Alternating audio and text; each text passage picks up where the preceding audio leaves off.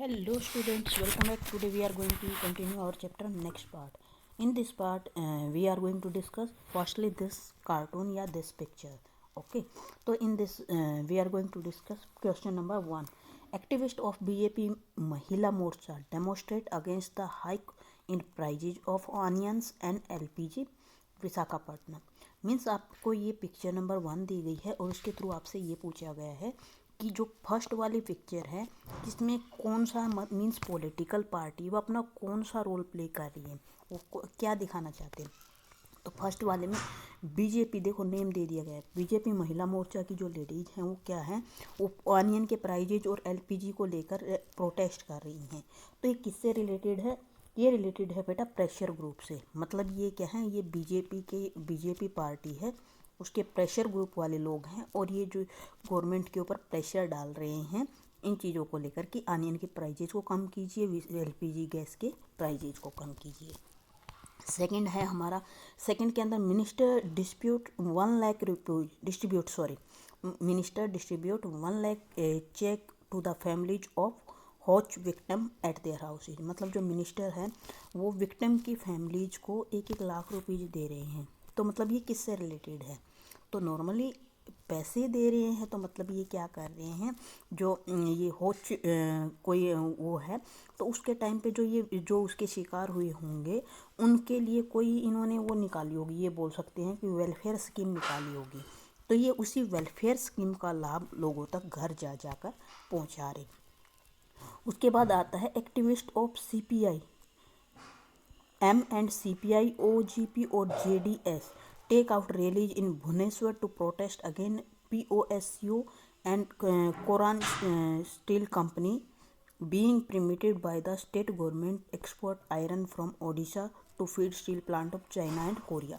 Mean जो ओडिशा के अंदर स्टेट गवर्नमेंट ने कंपनी लगाने की परमिशन दी थी, स्टील कंपनी लगाने की परमिशन दी थी, वो क्या कर रही है, वो अब वहाँ की नीड्स को पूरा ना करके चाइना और कोरिया को एक्सपोर्ट कर रही है ताकि वहाँ की नीड्स को पूरा कर सके. तो उसके खिलाफ ये मोर्चा निकाल रहे हैं. तो इसका आंसर क्या रहेगा कि पब्लिक भी यही सोचती है कि ये वहाँ के हमारी कंट्री की नीड्स को पूरा ना करके बाहर की कंट्री चाइना और कोरिया की कंट्री की नीड्स को पूरा क्यों कर रहे हैं. तो ये क्या कर रहे हैं, शेपिंग द पब्लिक ओपिनियन. अब नेक्स्ट क्वेश्चन आता है, how many parties should we have. Means हमारे पास ज़्यादा से ज़्यादा कितनी पार्टीज होनी चाहिए, कितनी की नीड है. तो उसके लिए क्या है, in a democracy any group of citizen is free to form political party. मतलब अगर हम डेमोक्रेसी की बात करते हैं तो कोई भी सिटीजन इस चीज़ के लिए फ्री है कि वो पॉलिटिकल पार्टी बना सकता है. In this format they are a large number of political party. इसी वजह से क्या है, हमारी कंट्री में बहुत सारी पॉलिटिकल पार्टी हर एक कंट्री में मोर देन 750 और 750 से भी ज़्यादा है. ये तो वो है बेटा जो इलेक्शन कमीशन के अंडर रजिस्टर की गई हैं इंडिया के अंदर. But all not these parties are serious contenders in the election. और ये सारी की सारी ना ये बोल सकते हैं कि सारी की सारी सीरियसली इलेक्शन में पार्टिसिपेट नहीं लेती. उनमें से कुछ ही, only a few handful of parties are effectively in the race to win the election. मतलब इलेक्शन जीतने के लिए तो कुछ 2-3-4 पार्टीज ही होती हैं. तो so the question is, so how many major effective parties are good in a democracy. मतलब क्वेश्चन यही आता है कि फिर कितनी पार्टीज होनी चाहिए एक इफेक्टिव डेमोक्रेसी के लिए, या फिर कितनी ज़रूरी हैं. इसी में फिर हमारा देखते हैं, in some countries only 1 party जी अलाउड इन. तो अब हम क्या देख रहे हैं, पार्टी सिस्टम. मतलब कुछ कंट्रीज ऐसी हैं जहाँ पर एक पार्टी ही अलाउड है to control and run the government. मतलब गवर्नमेंट को कंट्रोल करने के लिए और चलाने के लिए. This is called 1 party system. मतलब any country where 1 party is allowed to control and run the government is called 1 party system. This is definition. Okay, and definition के लिए एग्जाम्पल हमारा आएगा चाइना. ठीक है, तो हमारा एग्जाम्पल क्या आने वाला है, चाइना. नेक्स्ट देखते हैं बेटा. In class 9th we notice that China is the only communist party is allowed to. China के अंदर एक ही पार्टी है, वो कौन सी, communist party. Although legally speaking people are free to form political party. मतलब नॉर्मली वहाँ पर क्या है, लोग फ्री हैं पॉलिटिकल पार्टीज को फॉर्म कर लें. It does not happen because the erectile system does not permitted free competition for power. मतलब इलेक्ट्रल सिस्टम है वो फ्री कंपटीशन के लिए अलाउ ही नहीं करता। We can not consider one party system as a good opinion because of it is not democratic opinion. अब बात आती है कि चाइना के अंदर एक ही पार्टी है, वही सिलेक्ट होती है कौन सी, कम्युनिस्ट पार्टी है, ठीक है। अब बात आती है कि क्या ये अच्छा है? नहीं, मतलब वहाँ पर लोगों को चॉइस ही नहीं मिल रही, तो मीन्स वो क्या है, डेमोक्रेटिक ओपिनियन नहीं है। Any democratic system must allowed at least 2 party. Democratic system के अंदर कम से कम 2 पार्टीज तो होना जरूरी है। To compete in election and provide a fair chance to competing parties to come in power. मतलब एक लोगों के लिए भी चॉइस मिल जाए और कंपनी जो दोनों पार्टीज हैं वो आपस में कॉम्पिटिट करे और पावर में आने के लिए एक दूसरे से बेटर दिखाने की कोशिश करे, लोगों के पास ऑप्शन मिले, तभी क्या है, बेटर है।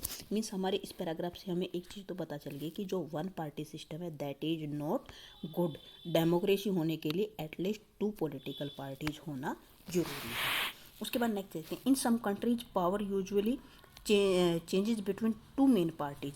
मतलब कुछ कंट्रीज ऐसे हैं जहाँ पर पावर 2 मेन पार्टीज के बीच में और कुछ दूसरी पार्टीज हैं उनके बीच में होती हैं। इलेक्शन कॉन्टेस्ट करते हैं और win in few seat in the national legislature, और नेशनल लेजिस्लेचर में कुछ सीटें जीतते हैं। But only the 2 main parties have the serious chance to winning majority in seat from government. Such party system is called 2 party system. मतलब कुछ countries ऐसे हैं जहाँ पर क्या है, 2 मेन पार्टी हैं, कुछ छोटी छोटी पार्टीज हैं, इलेक्शन करते हैं, बट उनमें है ना 2 ही, मतलब ये बोल सकते हैं कि उसमें 2 ही मेन पार्टीज होती हैं जिनके इलेक्शन जीतने के चांसेस होते हैं। तो इस टाइप का पार्टी सिस्टम कहते हैं 2 party system. Means clear, 1 party system में एक ही पार्टी होती है, 2 में 2 नहीं होती हैं, 2 प्लस होती हैं, लेकिन 2 मेन पार्टीज होती हैं। नेक्स्ट आता है हमारा कि such party system is called 2 party system. United States of America and United Kingdom are the 2 example of 2 party system. 1 party system जहाँ पर एक ही पार्टी होती है, एग्जाम्पल चाइना था। 2 पार्टी सिस्टम जहाँ पर दो से ज़्यादा पार्टीज होती है, लेकिन मेजर पार्टीज या फिर बोल सकते हैं कि पावरफुल 2 ही पार्टीज होती हैं, कंपटीशन 2 ही पार्टीज के बीच में होता है, इसको बोला जाता है 2 party system. Example US and UK. Okay, उसके बाद if several parties compete power and more than 2 parties have a reasonable chance to coming to power either on the one strength or a alliance with others, it is called multi party system। देखो इसकी meaning समझो बेटा, यदि बहुत सारी parties कॉम्पिटेट करते हैं power में आने के लिए और वहाँ पर 2 से ज़्यादा मेजर पार्टीज होती हैं जो क्या है पावर में आ सकती हैं, या तो अपनी स्ट्रेंथ से हैं, मतलब या तो वो एक ही पार्टी इतनी सीट जीत ले कि वो पावर में आ जाए, या फिर अलायंस विद अदर्स, या फिर दूसरों के साथ क्या करे, अपनी सीट को ऐड कर ले, अलायंस कर ले, इसको बोलते हैं मल्टी पार्टी सिस्टम। और एग्जांपल क्या है, हमारी country India, we have multi party system, हमारे यहाँ मल्टी पार्टी सिस्टम है। In this system the government is formed by the various parties coming together. और इस टाइप के पार्टी सिस्टम में कुछ पार्टीज, 1 या 2 पार्टीज एक साथ आने से गवर्नमेंट की फॉर्म करते हैं। तो मल्टी पार्टी सिस्टम। कोलिजन मतलब जब क्या है, जब 2 से ज़्यादा पार्टीज पावर में आने के लिए कॉम्पिटेट करते हैं, कोई एक मेन पार्टी अपनी गवर्नमेंट नहीं बना पाती, तो फिर वो क्या कर लेती है, अपनी सीटों को दूसरी पार्टी के साथ ऐड कर लेती है, जिसको बोला जाता है collision. When several parties in the multi party system join hand for the purpose of contesting election and winning power. मतलब जब क्या है, कुछ पार्टीज अपने हैंड्स को ज्वाइन कर ले इलेक्शन कॉन्टेस्ट करने के लिए, पावर में आने के लिए, इट इज कॉल्ड अलायंस और ए फ्रंट।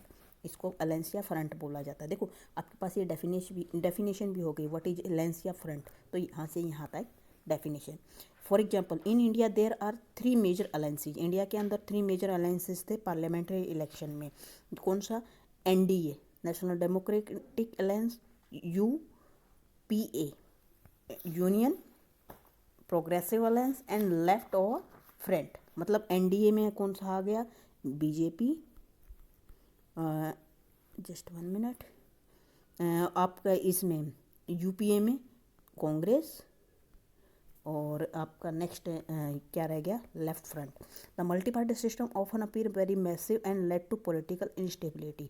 मतलब ये बोल सकते हैं कि इसका ये नेगेटिव बोले या कुछ भी बोल सकते हैं कि मल्टी पार्टी सिस्टम होता है ये क्या होता है, वेरी मैसी, मतलब उलझा हुआ टाइप सा बोल सकते हैं, और लीड पॉलिटिकल इंस्टेबिलिटी। और कई बार क्या है, मतलब ये इस तरह से इसका नेगेटिव पॉइंट भी हो गया मल्टी पार्टी सिस्टम का, कि कई बार इसमें क्या होता है कि जो इस पार्टी सिस्टम में ये कई बार देखो दो पार्टी हैं एक साथ इकट्ठी आई, गवर्नमेंट फॉर्म कर ली, उनमें से किसी बात को लेकर उनका एग्रीमेंट नहीं रहा या उनकी असहमति बन गई, तो वो क्या कर देंगी, वो पॉलिटिकल पार्टी से अपनी सीट को वापस ले लेंगी और वो वापस क्या हो जाएगी, फिर से दोबारा इलेक्शन करवाने पड़ेंगे और इंस्टेबिलिटी की सिचुएशन आ जाएगी। At the same time this system allows the variety of interest and opinions to enjoy political representation. इसका एक बेनिफिट भी है कि ये पार्टी सिस्टम क्या करता है, वेराइटी ऑफ इंटरेस्ट, मतलब लोगों को बहुत सारी चॉइसेस देता है और उसके साथ साथ लोगों को पॉलिटिकल रिप्रेजेंटेशन इंजॉय करने का भी चांस देता है। Is this clear? उसके बाद हमारा क्वेश्चन आता है कि सो विच ऑफ दीज बेटर, मतलब अब हमारे पास क्वेश्चन क्या आ रहा है कि फिर अच्छा क्या है, मतलब कौन सा पार्टी सिस्टम अच्छा है। हमने देखा वन पार्टी सिस्टम, एक ही पार्टी होती है, उसमें कोई लोगों को डेमोक्रेटिक राइट नहीं मिलते। टू पार्टी सिस्टम में दो से ज़्यादा पार्टीज होती हैं लेकिन दो मेजर पार्टीज होती हैं। और मल्टी पार्टी सिस्टम में बहुत सारे होते हैं, वो एक दूसरे के साथ हैंड जॉइन करते हैं, इलेक्शन जीतते हैं, कई बार पॉलिटिकल इंस्टेबिलिटी भी आ जाती है, कई बार वो लोगों को ये वेराइटी ऑफ डेमोक्रेटिक राइट भी देते हैं। तो अब बात आती है कि विच वन इज बेटर, कौन सा ज़्यादा अच्छा है। Perhaps the best answer is very common question is that it is not good the question. मतलब ये बोल सकते हैं कि ये जो क्वेश्चन किया गया है तो ये मतलब किस टाइप से इसका एक आंसर नहीं है।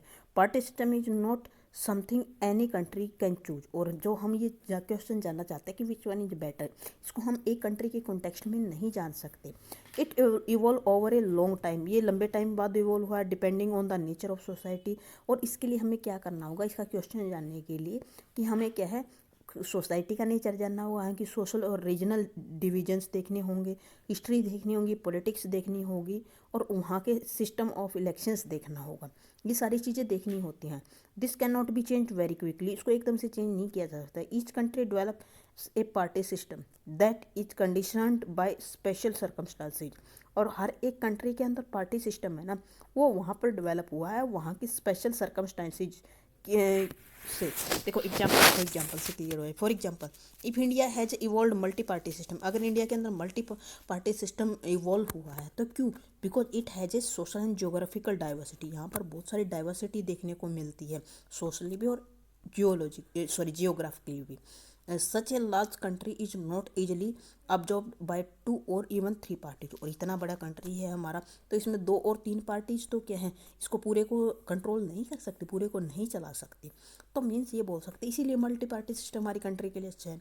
No system is ideal for all countries and all situation. मतलब हमारा आंसर इसका यही निकल कर आता है इस वाले क्वेश्चन का, कि कोई भी पार्टी सिस्टम चाहे वो 1 है 2 है 3 है, तो वो उस कंट्री की सर्कमस्टांसेज और सिचुएशन के अकॉर्डिंग सोचना होगा हमें। कोई भी ऐसा पॉलिटिकल सिस्टम नहीं है जो सभी कंट्रीज के लिए अच्छा हो और सभी सिचुएशन में अच्छा हो। मतलब हमें क्या सोचना होगा या क्या देखना होगा कि वो कंट्री की कंडीशंस कैसी हैं, कंट्री के क्या चल रहा है। ठीक है, ओके स्टूडेंट, आज हम यहीं तक करने वाले। Thank you, have a nice day. Okay, I hope आपको यहाँ तक क्लियर हो गया होगा। कल हम इस चैप्टर का नेक्स्ट पार्ट डिस्कस करने वाले हैं। If you are feeling any problem related to this chapter, you can clear. Okay students, thank you, have a nice day.